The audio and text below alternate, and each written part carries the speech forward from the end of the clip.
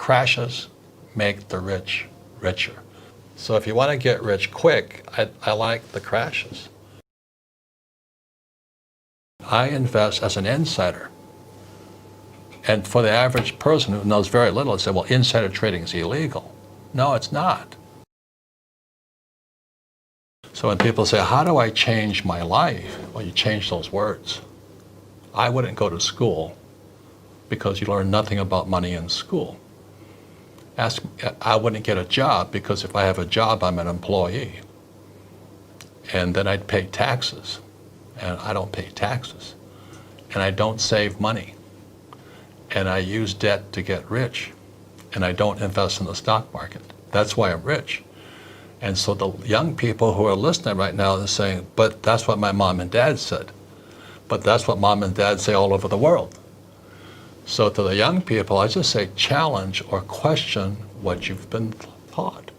Because from the Bible, I'm not religious, the word becomes flesh. So if you say, go to school, and you say, but I learned nothing about money.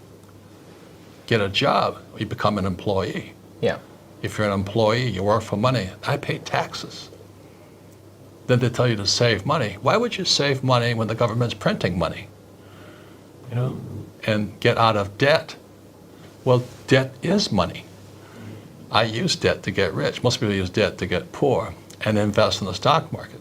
I don't invest in the stock market. So when you wonder why so many people struggle financially, is they haven't challenged the hypnosis, the words, go to school, get a job, work hard, save money, pay taxes. Until you question those hypnotic trances, you don't change. So when I was a little boy, I had poor dad and rich dad, saying, in your head. He's saying, go to school. My rich dad goes, what a waste of time that is, Right. And the way my rich dad taught me is just playing Monopoly. 4 greenhouses, 1 red hotel. I learned about money. I learned to be a capitalist, not an employee. I don't pay taxes. I use debt for money. And I don't invest in the stock market. And when I say that to adults, they get angry at me. So, well, that's what I've done. I said, well, that's why you're poor. But when I said to young people, you have a chance yet. You have a chance. I'm not saying I'm right. I'm just saying question the hypnotic trance put in your head, because that's what keeps people poor. The economy doesn't exist out here. The economy exists in here. Yeah. And until you change the words become flesh. If you get a job, you're an employee. If you save money, you're a saver. And why would you save money when they're printing money? And they say, invest in the stock market for your pension. Well, why would you do that? Because that's how they get your money. And get out of debt when guys like me are using debt as money. So question it, that's all I'm saying. So what do you think that person should do? They've started to question their beliefs. They got it. They know, okay, I've been brainwashed. I know, but what do I do now next? Well, not to be commercial about it, but that's why I created the cash flow game. Yeah. It's the only game that teaches accounting. Yeah. And most people come out of school, they don't even know what accounting is. They say, oh, they taught me to balance a checkbook. I'm going, big deal, You have to know assets and liabilities. You must understand taxes. The rich don't pay taxes. Yeah. And the rich use debt as money. So the question is, that's what I had to do when I was in my 20s. I said, how is it the rich learn to use debt as money? That's a challenge. And the brain goes, because it doesn't make sense. Yeah, it doesn't. Yeah, you got it. And then how do they not pay taxes? And what you'll find out in my new book, Fake, is the combination of debt and taxes. You see, the more debt I use, the less tax I pay. Right. It's counterintuitive. And that works because you're creating jobs, or why is that working? Well, there's many reasons, okay. And that's why I have the best tax advisors. The biggest thing for most young people is that our schools teach us to be ICs, independent contractors, okay. or self-employed, or even if you're an employee, you're still an independent contractor who has a job. And you do it by yourself. I think much of the young world is in the selfie world. Look at me, look at me, yeah. look at me. Whereas in my world, it's a team sport. I'm a rugby player. I go on the field with a team, toughest, meanest guys I know. And so you could be the A student from Princeton, but I go on this field with 15 tough men, kick your ass. And so the average guy is coming out there, you know, like, oh, I got an A, I went to Princeton, I went to Harvard, and corporate America comes out and they go, boom. So that's why when I talk to young people, I say, look, it's a team sport.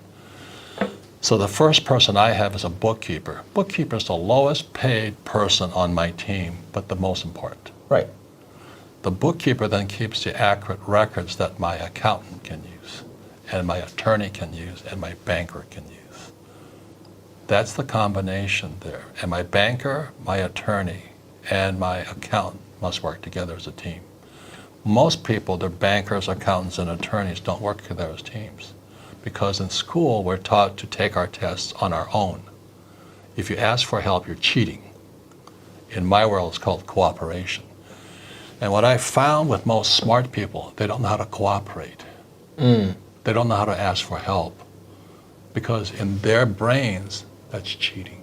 It means you're stupid. It means you're weak. It means you're stupid.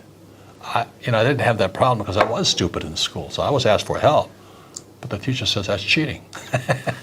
And I want the smartest attorneys, accountants, bookkeepers, bankers, politicians. I come at it as a team. Just think about this. It's like a basketball team. They're playing basketball. But you went to Harvard, you have a master's, your PhD, but you're playing against 5 guys. I don't care how smart you are. Those 5 guys will kick your butt all day long. This is not in the movies. Bruce Lee cannot really beat 10 people in real life, That's right. But that's in the movies, that's what's perceived. Like if you're good enough, you can beat 10 people. Yeah, that's in real life, true. you're going to lose every time. Not in the corporate world. So I operate according to the rules of corporate America. Yeah. I don't operate according to the rules of employee America. They're different. The tax rules for corporate guys is less than employees. Employees pay the highest taxes. Yeah. Guys like Trump and me pay 0. The biggest thing about fake is, the dollar became fake, the US dollar became fake money in 71. But it's the fake teachers. Why would you listen to a poor person? Why would you listen to a poor person about money? And that was my poor dad. Very good man, PhD, but he always says, go to school, get a job, work hard, pay taxes, get out of debt, and invest in the stock market. He was trying to hypnotize me. And my rich dad, thank God I had a rich dad, he goes, you gotta be an idiot to follow that advice. And so you're a very bright young man to pick up Rich Dad, Poor Dad is only a book on accounting. My Cash Flow Game is only a book on accounting. That's a takeaway. But if you don't know accounting, you don't have accountability. Yeah. You have accountability in your life. And then you can question when somebody tells you to invest in the stock market, I go, well, when do I get my money back? So in fake, I talk about the infinite return. I never use my money. I don't need to save money. I use debt 100% of the time, and I don't pay taxes. So I took real estate courses, not because I like real estate, because real estate is about debt and taxes. Right. So the more debt I use, which is real money, debt is real money, the less tax I pay. And especially with the interest rates right now, they've been lowest in the last 5,000 years or something like that. Money is cheap right now, 0. Get it free. Yeah. Why would you save it? Why would you save it when they print it? And I talk about trade, investing. I invest as an insider. And for the average person who knows very little, they say, well, insider trading is illegal. No, it's not. But they've been programmed to think it's illegal.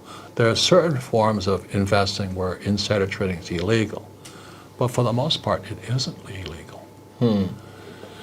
But what fires off, because they've been hypnotized, oh, insider trading, he's a crook. Oh, and he doesn't pay taxes.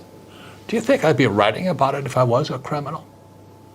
So I wrote fake so people could challenge the hypnosis in their brains, go to school, work hard, pay taxes, get out of debt. I used debt as money, because in 1971, money became debt. people look at it now, and because they're scared and they are safety oriented, thinking, oh, I couldn't really start now because there's a financial crisis coming. Yeah. So why would I start now? So it's still the safety that they're looking for. So what would you say about that, about the financial crisis coming up? Well, there should be some sort of corrections happening in the future. Well, let me ask you this. If you had bought a ticket to get on the Titanic, right? Yeah. And you knew it was going to sink, what would you do? I'll build the best boat to get out of it. I would be getting ready to get off of it as quickly as possible. Okay. You know?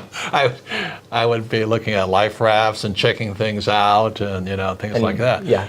Because we're going down. Yeah. And this is the difference. Crashes make the rich richer. So what happens is, there's an old saying in investing, the bear goes up, the bull goes up the stairs. There's bulls and bears, right? Yeah. So the bull goes up the stairs, the bear goes out the window. So if you want to get rich quick, I like the crashes. Because you can buy low. Oh, shit, it comes down so fast. So if you can do it in stocks, you can short the thing, you can do, a naked put, yeah. You can be instantly quick. But it's slow going up, but it's fast when it crashes. So right now, if I was a young person, I'd be taking probably a stock options course to trade the market coming down, because you'll get rich faster that way. It takes about 5 years to practice that. But I love crashes. I get really excited about a crash. Unfortunately, most people get wiped out. But nonetheless, the facts are crashes make the rich richer. That's why fake is fight fake with facts. Yeah. So if you want to get rich quick, it's when the Titanic is going down. You can sell lifeboats. You have to make mistakes to learn, but our schools punish you for making mistakes. And then they also punish you for asking for help, because that's called cheating. I call it cooperation. Yeah. So everything is opposite from school. Entrepreneurs are not going to make good employees. So you might as well think of your conditioning and do the opposite, and you're probably better off. Well, you got to change, go to school, get a job, save money, pay taxes. Yeah. The question right now is, how do I make so much money, I use debt, and I pay no taxes legally? I said, I wouldn't be saying that if I was crooked about it. But I don't have to hide, because I do it legally. When people hear this advice, then they go out in the world, and me included, but let's say I've done some sports, you've obviously had military training and all the things that I think evolved discipline in you, I'm thinking. But what would be your advice to toughen up? Because otherwise, any challenge that faces you, you're just going to fade and go back to safety. Correct. Well, I think that's one of the biggest problems is that people, the word is called resilience. Okay. If like the greatest athlete in my time is Tiger Woods. Well, he just won a championship again. Yeah, but he went way up, and he came down as, his wife caught him cheating, everything, the humiliation, and then his back goes out, he has surgery. And after this long down period, he comes roaring back up to the top. And if you've ever been to Augusta, the golf course where the Masters is played, that is the toughest golf course I have ever seen. I don't know how those guys play that course. Yeah. You have to be a mountain goat to play that course, And these guys are taking shots from down here, the green's up here. And these guys are going, holy mackerel. So he came back. So if there's a story of resilience and determination and a comeback, it's Tiger Woods. I'm in awe of that guy. He is really a great man to come from the top to the bottom, back to the top, And we all have that in us, except in school we're told, don't make mistakes. If you fail, you're stupid. Well, he came back, he made him stronger.